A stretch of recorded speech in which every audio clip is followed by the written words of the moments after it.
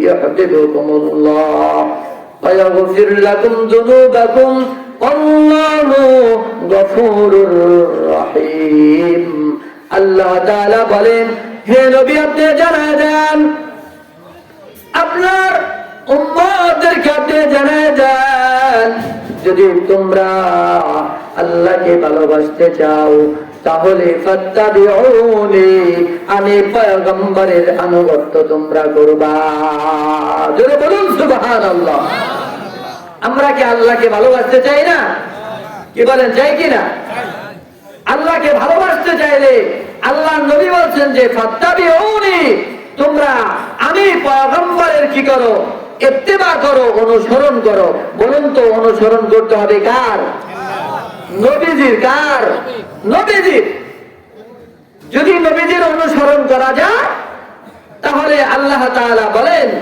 ইউহিব্বুকুমুল্লাহ আমি আল্লাহ তাআলা তাদেরকে ভালোবাসবো জোরে বলুন সুবহানাল্লাহ শুধু ভালোবাসবেন তা না ওয়ায়াগফির লাকুম যুনুবাকুম আমি আল্লাহ তাআলা তোমাদের জিন্দেগীর সব গুনাহ মাফ করে দেব বলেন তো আল্লাহর ভালোবাসা নবীজির অনুকরণের মধ্যে আছে না নাই কি বলেন আছে না নাই এজন্য আল্লাহর ভালোবাসা যদি আমরা পেতে চাই নবীজির সুন্নাহ লাগবে নবীজির ইত্তেবা লাগবে নবীজির অনুসরণ করা লাগবে কথা বলুন ঠিক না বেঠিক যদি করা যায় আল্লাহ ভালোবাসবেন এবং আল্লাহ তাআলা তাদের জিন্দেগীর সব গুনাহ মাফ করে দিবেন পুরস্কার কয়টা দুইটা পুরস্কার কয়টা দুইটা এক নাম্বার হলো আল্লাহ তাআলা ভালোবাসবেন দ্বিতীয় হলো আল্লাহ তাআলা তাদের জিন্দেগীর গুনাহগুলো মাফ করবেন যদি কেউ আল্লাহর ভালোবাসা পেয়ে যায় ওই বান্দার কোনো সমস্যা আছে নাকি কি বলেন আছে আল্লাহর ভালোবাসা যদি কেউ পেয়ে যায় ওই বান্দার জন্য কোনো সমস্যা নাই আল্লাহ তাআলা ওই বান্দার জিম্মাদার হয়ে যাবে জোরে বলুন সুবহানাল্লাহ আমার ভাইরা বন্ধুরা আমার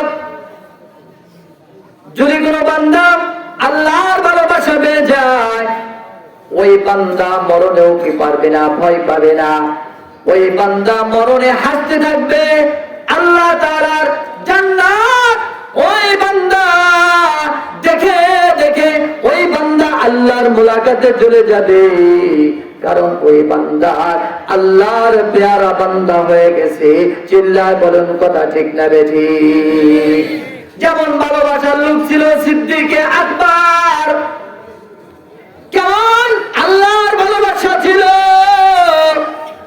পয়গম্বরের ভালোবাসা হযরত আবু বকরের মধ্যে কেমন ছিল 6 মাস আগে আল্লাহর পয়গম্বর সিদ্দিকে আকবরকে বললেন হে আবু বকর আপনি আমার হিজরতের সাথে আপনার সাথে আমার হিজরত করা লাগবে ও আবু বকর আপনি আমার হিজরতের সাথী এই সংবাদ আল্লাহর পয়গম্বর 6 মাস আগে তাকে দিয়েছিলেন আমার ভাইরা বন্ধুরা আমার আল্লাহর নবী কেমন ভালোবাসা ছিল এই 6 মাসের মধ্যে আবু বকর এক রাতের জন্য বিছানায় নিজের পিঠকে তিনি লাগান নাই আল্লাহু আকবার আর জোরে বলুন আল্লাহু আকবার 6 মাস পরে আল্লাহর নবী আল্লাহর পয়গম্বর আল্লাহর নির্দেশে যখন তিনি হিজরত শুরু করলেন আল্লাহর নবী আবু বকরের দরজায় এসে বললেন একটা টোকা দিয়েছে সালাম দিয়েছে আসসালামু আলাইকুম সালাম দিয়ে টোকা দেওয়ার সাথে সাথে সিদ্দিক আকবর রাদিয়াল্লাহু তাআলা একটা টোকা দেওয়ার সাথে সাথে তিনি কি করলেন দরজাটা খুলে দিলেন আল্লাহর নবী কৌতূহল বশত জিজ্ঞাসা করলেন ও আবু বকর এত গভীর রাতে তোমার দরজায় আমি একটা মাত্র টোকা দিলাম এরপরেও তোমার দ্বিতীয়টা টোকা দেওয়া লাগলো না এরপরে তুমি সাথে সাথে দরজা খুলে দিলাম ও আবু বকর তুমি কি ঘুমাও না তুমি কি এই রাতে আরাম করো নাই আল্লাহর পয়গম্বরকে আবু বকর বলেন, আল্লাহি আল্লাহর কসম, ইয়া রাসূলুল্লাহ, আল্লাহর কসম করে বলছি 6 মাস আগে যখন আপনি বলেছেন আমি আপনার হিজরতের সাথী, ও পয়গম্বর, ওই দিন থেকে আজকে 6 মাস হয়ে যায়, আমি আবু বকর একদিনের জন্য 1 ঘন্টার জন্য আমি আমার পিঠকে কি করি নাই, জমিনের সাথে লাগাই নাই, বিছানার সাথে আমি আমার পিঠ লাগাই নাই। ইয়া রাসূলুল্লাহ, আমি এই ভয় লাগাই নাই। চিন্তা করেছি যদি আমি রাতের বেলা আরামে ঘুমাইতে থাকি আর আপনি বারবার এসে আমার দরজায় যদি বারবার করাঘাত করেন, এমন সময় আমি যদি ঘুমা যাই, দরজা খুলতে যদি কষ্ট হয়, এই ফাঁকে যদি কাফেররা আপনার উপরে আক্রমণ করে, ইয়া রাসূলুল্লাহ, ময়দানে মাশরে আল্লাহর আদালতে আমি আবু বকর মুখ দেখাইতে পারবো না। সুবহানাল্লাহ, আরো জোরে বলুন সুবহানাল্লাহ। আমার ভাইরা, বন্ধুরা আমার, এ আবু বকর 6 মাস পয়গম্বরের মুহাব্বতে ঘুমায় না। যখন আল্লাহ নবী হযরত আবু বকরের সাথে যখন হিজরত শুরু করে দিলেন, আবু বকর একবার ডানে যায়, একবার বামে যায়, একবার সামনে যায়, আবার পিছনে আসে। পয়গম্বর বলেন, ও আবু বকর, কি হয়েছে তোমার? একবার ডাইনে যাও, আর একবার বামে আসো, একবার সামনে আর একবার পিছনে আসো, ব্যাপারটা কি? আল্লাহ নবীকে বলে, ইয়া রাসূলুল্লাহ, আমি যখন ডানে থাকি আমার মন বলে বাম দিক থেকে পয়গম্বর আপনার উপরে কাফেররা কোনো আঘাত করে কিনা, এজন্য আমি একবার বামে চলে যাই, আবার যখন বামে যাই মনে হয় ডান দিক থেকে কাফেররা আপনার উপরে আক্রমণ করে কিনা, এজন্য আমি আবার বামে আসি, আবার আমার ভয় হয়ে যায় সামনের দিক থেকে আল্লাহ নবীকে কেউ তীর মারে কিনা, এজন্য আমি সামনে চলে যাই। ও পয়গম্বর, আমার ভয় হয় পিছনের দিক থেকে কাফেররা আপনার উপরে আবার তীর নিক্ষেপ করে কিনা, এজন্য পয়গম্বর আপনার বিরহ বেদনা আমি সহ্য করতে পারি না, আপনার উপরে কাফেররা আঘাত দিকে আমি সহ্য করতে পারি না। ইয়া রাসূলুল্লাহ, এজন্য একবার ডানে যাই, আর একবার বামে আসি, একবার সামনে আবার আর একবার পিছনে আসি। জোরে বলুন আল্লাহু আকবার, আরো জোরে বলুন আল্লাহু আকবার। এইভাবে আল্লাহ নবীকে পাহারা দিয়ে দিয়া হযরতে আবু বকর হিরা গুহার মধ্যে তখন পয়গম্বরকে নিয়ে গেলেন। যখন গর্তের সামনে চলে আসলেন, এবার আবু বকর বলেন, ইয়া রাসূলুল্লাহ, আপনি আগে গর্তের মধ্যে নামবেন না।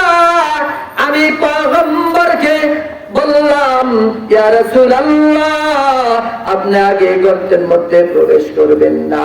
আমি পয়গম্বরকে নিশ্চিত করে বলছি, পয়গম্বর, আমি সর্বপ্রথম গর্তে আমি নামবো, এরপরে আমি দেখব সেই গর্তটা আপনার জন্য উপযোগী কিনা। চিৎকার দিয়ে বলুন সুবহানাল্লাহ, আর জোরে বলুন সুবহানাল্লাহ। আমার ভাইরা, বন্ধুরা আমার, আল্লাহর নবীর সাহাবী হযরতে আবু বকর গর্তের মধ্যে নামলেন। দেখেন গর্তের মধ্যে বিভিন্ন জায়গায় ছোট ছোট গর্ত দেখা যায়। এবার পয়গম্বরের সাহাবী আবু বকর চিন্তা করলেন এই গর্তগুলো রাখা যাবে না, নিজের জামা ছিঁড়ে ছিঁড়ে এক একটা করে গর্ত বন্ধ করে দিলেন। পাগড়ি ছিঁড়ে সিদ্দিক আকবর সব গর্তগুলো বন্ধ করে দিলেন। একটা গর্ত বন্ধ করার মতো সিদ্দিক আকবরের কাছে আর কোনো জামা নাই, পাগড়িও শেষ হয়ে গেছে, কি করবে? এবার আল্লাহ নবী সাহাবী আবু বকর রাদিয়াল্লাহু তাআলা আনহু তার একটা গর্ত বন্ধ করার জন্য পায়ের গোড়ালি তিনি নির্ধারণ করলেন। পায়ের গোড়ালি দিয়া ওই গর্তের মুখটা বন্ধ করে দিয়া আল্লাহ নবীকে বলেন, ইয়া রাসূলুল্লাহ, এখন আপনি প্রবেশ করুন। জোরে বলুন সুবহানাল্লাহ। একটা গর্ত হযরতে আবু বকর পায়ের গোড়ালি দিয়া বন্ধ করলেন। পায়ের গোড়ালি দিয়া বন্ধ করিয়া আল্লাহ নবীকে বলেন, ইয়া রাসূলুল্লাহ, এইবার আপনি গর্তে প্রবেশ করুন। যখন আল্লাহ নবী গর্তে প্রবেশ করলেন, আল্লাহ নবীকে বললেন, ইয়া রাসূলুল্লাহ, আমি আমার রানকে আপনার জন্য আমি পালিশ বানায় দিলাম, আপনি আমার রানের উপরে মাথা রাখেন। পয়গম্বরকে সিদ্দিক আকবর তার রানকে বালিশ বানায়া পয়গম্বরকে বললেন, আপনি আরাম করুন। যখন পয়গম্বর আরাম করতেছে, এমন কিছু সময় পর হযরতে আবু বকর রাদিয়াল্লাহু তাআলা আনহু কান্না শুরু করে দিয়েছেন। সুবহানাল্লাহ। সিদ্দিক আকবরের কান্না, হযরতে আবু বকর কান্না ধরে রাখতে পারতেছেন না। যেই গর্তে সিদ্দিক আকবর রাদিয়াল্লাহু তাআলা আনহু তার পায়ের গোড়ালি দিয়ে গর্তটা বন্ধ করে রেখেছিলেন, ওই গর্তের মধ্যে বহুদিন যাবত একটা সাপ আল্লাহর নবীকে দেখার জন্য দীর্ঘদিন যাবত অপেক্ষা করতেছিল। আগের যুগের কিতাবের মধ্যে তিনি শুনেছে, আখিরি জামানায় একজন পয়গম্বর আসবে, যেই পয়গম্বরকে মানুষে এলাকার লোকজনে তাকে ওই এলাকায় থাকতে দিবে না, এলাকার লোকজন তাকে এলাকা থেকে বিতাড়িত করে দিবে। ওই পয়গম্বর হিজরত করে হীরা গুহাতে আসবেন।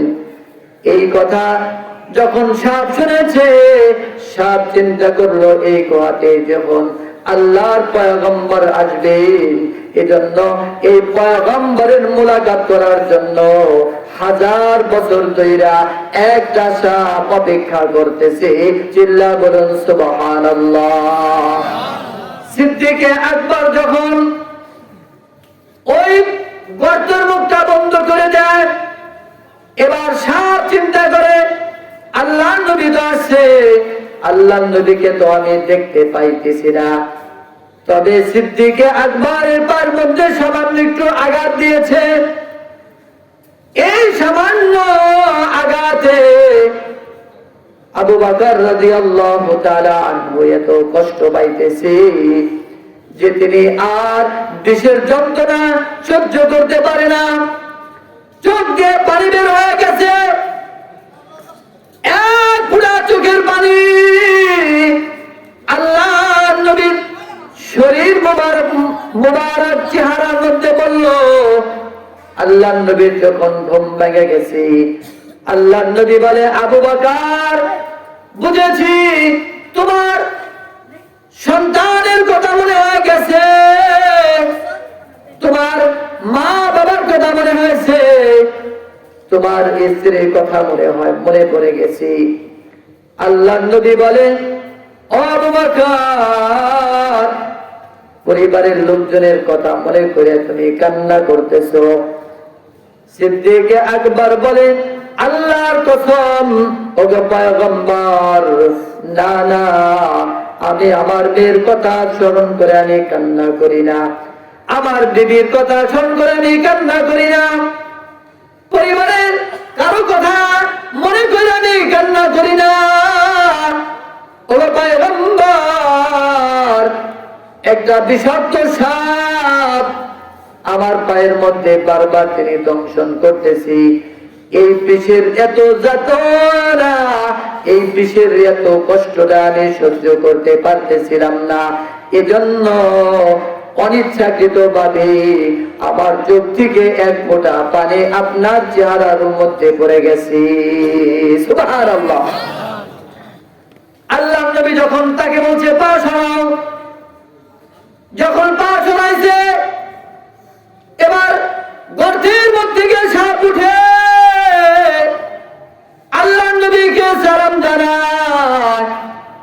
বলে ইয়া রাসূলুল্লাহ আপনি বেয়াদবি মাফ করবেন, আপনার সাহাবী আবু বকর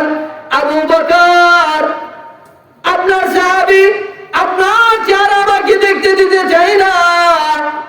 ওগো আল্লাহর নবী, আজকে 1000 বছর হয়ে যায় আমি আপনার জন্য অপেক্ষা করতেছি, আপনাকে দেখার জন্য, কিন্তু আপনার সাহাবী আবু বকর আমাকে দেখতে দেয় না। এজন্য ওগো সরকার, আপনার বিরহ বেদনা আমি সহ্য করতে পারি না, এজন্য আবু বকরের পায়ে আমি কামড় দিয়েছি, আমি বেয়াদবি মাফ করবেন। পয়গম্বর এক নজর আপনাকে দেখার জন্য এসেছিলাম। আল্লাহ নবী বলেন আবু বকর তোমার এই ক্ষত জায়গায় আমি পয়গম্বরের মুখের একটু লালা লাগায় দাও। লালা লাগানো সাথে সাথে আল্লাহ তাআলা সাপের বিষকে পানি বানায় দিয়েছে। জোরে জোরে বলুন সুবহানাল্লাহ। আমার ভাইরা বন্ধুরা আমার, এ আবু বকরের এই হিজরতের রাতে আল্লাহর কাছে এই মহব্বত তো পছন্দ হয়েছে। হযরতে আবু বকর এর এক রাতের সওয়াব নেওয়ার জন্য হযরতে ওমর রাদিয়াল্লাহু তাআলা আনহু বলেন, আবু বকর আমার সারা জিন্দেগীর নেক আমল আপনাকে আমি দিয়ে দিলাম, এর বিনিময়ে আপনি হিজরতে এক রাতের ইবাদতের সওয়াব আপনি আমাকে দিয়ে দেন। জোরে জোরে বলুন সুবহানাল্লাহ, আরো জোরে বলুন সুবহানাল্লাহ। এক রাতের সওয়াব হযরতে ওমর নিতে চায়। কেন? হযরতে ওমরের মর্যাদা কেমন? আমার ভাইরা বন্ধুরা আমার, হযরতে ওমরের মর্যাদা আল্লাহ নবী বলেন লাউ কানা বাদি নবিয়্যুন লাকানা ওমর, আল্লাহ তাআলা যদি আমার পরে কাউকে নবী বানায় পাঠাইতেন, আল্লাহ তাআলা হযরতে ওমরকে আল্লাহ তাআলা নবী বানায় পাঠাইতেন। চিৎকার দিয়ে বলুন সুবহানাল্লাহ। এমন একজন সাহাবী যাকে মেজাজে ওহী বলা হয়, যার সমর্থনে আল্লাহ তাআলা কুরআনের অনেক জায়গায় আয়াত নাযিল করেছেন, এমন সাহাবী হযরতে ওমর। একদিন আল্লাহর নবী চন্দ্রিমা রাতে সিদ্দিকা আকবরের কন্যা হযরতে আয়েশা সিদ্দিকা রাদিয়াল্লাহু তাআলা আনহাকে পয়গম্বর বলেন, আয়েশা আকাশের দিকে তাকাও। যখন আকাশের দিকে তাকাইছে, আল্লাহর নবী বলেন, ও আয়েশা, এই আকাশে যে তারকা দেখা যায়, বলো তো এই আকাশের তারকা গণনা করা যাবে নাকি? সিদ্দিকে আকবরের কন্যা আয়েশা বলেন, ইয়া রাসূলুল্লাহ, না না, আকাশে অগণিত তারকা, আল্লাহ তাআলা অগণিত তারকা দিয়ে আল্লাহ তাআলা আসমান সাজাইছে, এই তারকা গণে শেষ করা যাবে না। এবার পয়গম্বর বলেন, ও আয়েশা, আমার একজন সাহাবী আছে, এই সাহাবীর নেক আমল এত বেশি, তার নেক আমল গুলাও কি করা যাবে না, গণনা করে শেষ করা যাবে না। জোরে জোরে বলুন সুবহানাল্লাহ। আমার সাহাবীর নেকের আল্লাহটা গণনা করে শেষ করা যাবে না। হযরতে আয়েশা সিদ্দিকা রাদিয়াল্লাহু তাআলা আনহা বলেন, ইয়া রাসূলুল্লাহ, ওই সাহাবীর নাম কি বলুন? আল্লাহর নবী বলেন, হযরতে ওমর ইবনুল খাত্তাব।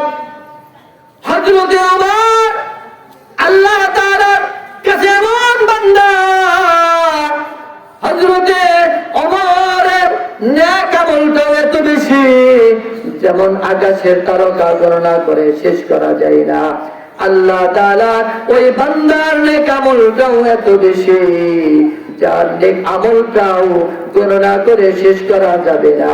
চিল্লা বলুন সুবহানাল্লাহ। হযরতে আবু বকরের কন্যা হযরতে আয়েশা সিদ্দিকা রাদিয়াল্লাহু তাআলা আনহা বলেন, মনে করছিলেন আমার বাবার নামটাই তিনি বলবেন। হযরতে আয়েশা যখন মনটা তিনি কি করলেন, বেজার করে ফেললেন। হযরতে আয়েশাকে আল্লাহর নবী বলেন, এটা হলো হযরতে ওমরের নেক আমল। ও আয়েশা, আমার আরেকজন সাহাবী আছে, যেই সাহাবীর নেক আমল এত বেশি যে তার এক রাতের আমলকে যদি মিজানের এক পাল্লার ওজন দিয়ে দেওয়া হয়, আমার এমন সাহাবী যার জীবনের এক রাতের নেক আমলকে যদি এক পাল্লায় রাখা হয়, হযরতে ওমর রাদিয়াল্লাহু তাআলা আনহুর পুরা জিন্দেগীর নেক আমল যদি অপর পাল্লায় উঠে দেওয়া হয়, আল্লাহ তাআলার কাছে হযরতে ওমরের সারা জীবনের নেক আমলের চাইতে এক রাতের আমলটা বেশি ভারী হয়ে যাবে। সুবহানাল্লাহ। আল্লাহর নবী বলেন, ওই সাহাবীর নাম হলো সিদ্দিক আকবর আবু বকর। আবু বকরের এক রাতের নেক আমলটা আল্লাহ তাআলার কাছে হযরতে ওমরের সারা জিন্দেগীর নেক আমলের চাইতেও বেশি হয়ে যায়। এজন্য উম্মতের সব উম্মতের যদি নেক আমল এক পাল্লায় রেখে দেওয়া হয়, আল্লাহ তাআলা যদি হযরতে আবু বকরের নেক আমল যদি মিজানের আরেক পাল্লায় উঠে দেওয়া হয়, হযরতে আবু বকরের মর্যাদা এবং নেকের পাল্লাটাই বেশি ওজনদার হয়ে যাবে। জোরে জোরে বলুন সুবহানাল্লাহ। হযরতে আবু বকরের মর্যাদা কেমন হয়েছে?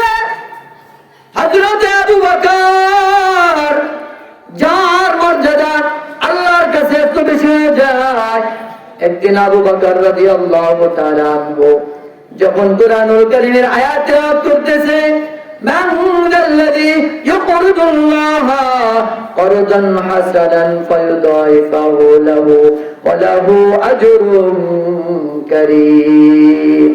আল্লাহ তাআলার পয়গম্বরের সাহাবী হযরত আবু বকর এই আয়াত তেলাওয়াত করে, মান যাল্লাযী ইউকরিদুল্লাহা করদান হাসানা, যে ব্যক্তি আল্লাহ তাআলাকে করজে হাসানা দান করে, যে ব্যক্তি আল্লাহ তাআলাকে দান করে, বলুন তো আমরা যেই দান করি এই দান করি কাকে? জোরে বলুন কাকে? আরো জোরে বলুন আমাদের মালিক কে? হয় ভাই নাই, আরো জোরে বলুন আমাদের মালিক কে? যদি আমরা মসজিদে দান করি, যদি আমরা মাদ্রাসাতে দান করি, কি বলেন দান করি কিনা? এটা কাকে দেয় আমরা? আল্লাহ তাআলাকে। সর্বপ্রথম আল্লাহর হাতে যা, এরপরে আল্লাহর হাত থেকে কি করে বান্দার হাতে যা, ওই প্রতিষ্ঠানে যা। চিল্লায়া বলুন আল্লাহু আকবার। আরো জোরে বলুন আল্লাহু আকবার। সিদ্দিক আকবর রাদিয়াল্লাহু তাআলা আনহু যখন বললেন, যে ব্যক্তি আল্লাহকে ঋণ দেয়, আল্লাহকে কর্জ দেয়, আল্লাহ তাআলা ওই বান্দার জন্য বহু গুণে সওয়াব বাড়ায় দেয়। জোরে বলুন সুবহানাল্লাহ। যখন এই আয়াত তিলাওয়াত করলেন আল্লাহর নবী সাহাবী আবু বকর, একজন ইহুদি হযরত আবু বকরকে বলেন, এ আবু বকর, তোমার আল্লাহ গরীব হয়ে গেছে। জোরে বলুন নাউজুবিল্লাহ। তোমার আল্লাহর খাজানা মালের কমতি হয়েছে, আল্লাহর দরবারে ভাটা পড়েছে, এজন্য আল্লাহ তাআলা তোমাদের কাছে দান চাইতেছে। বলুন তো আল্লাহর খাজানায় কোনো জিনিস কমে নাকি? কমে নাকি? আল্লাহর খাজানা থেকে যদি পৃথিবীর সব মানুষকে তার চাহিদা মোতাবেক আল্লাহ তাআলা দিয়ে দেয়, তার খাজানায় বিন্দু মাত্র কি হবে না? কমবে না। আল্লাহ তাআলার ওই বান্দা ইহুদি বারবার বলতেছে, আবু বকর, তোমার আল্লাহ গরীব, তোমার আল্লাহর খাজানায় মাল কম হয়ে গেছে, এজন্য মানুষের কাছ থেকে দান চাইতেছি। আল্লাহর পয়গম্বরের সাহাবী আবু বকর তিনাকার ধৈর্য ধারণ করতে পারলেন না, কারণ সাহাবী আবু বকর যদিও নরম সাহাবী, কি বলেন ঠিক না ঠিক? কিন্তু আল্লাহর বেতারে কথা বলবেন, আল্লাহকে গালি দিবেন, এটা বরদাস্ত করা যায় না। আল্লাহর নবীকে গালি দিবে, এটা বরদাস্ত করা যায় না। দিন নিয়ে কটূক্তি করবে, এটা বরদাস্ত করা যায় না। কি বলেন ঠিক না ঠিক? কারণ মুসলমানের কাছে আল্লাহর মর্যাদা সবচেয়ে বেশি হয়ে যায়, পয়গম্বরের মর্যাদা বেশি হয়ে যায়। এজন্য মুসলমান নরম মেজাজের মানুষ।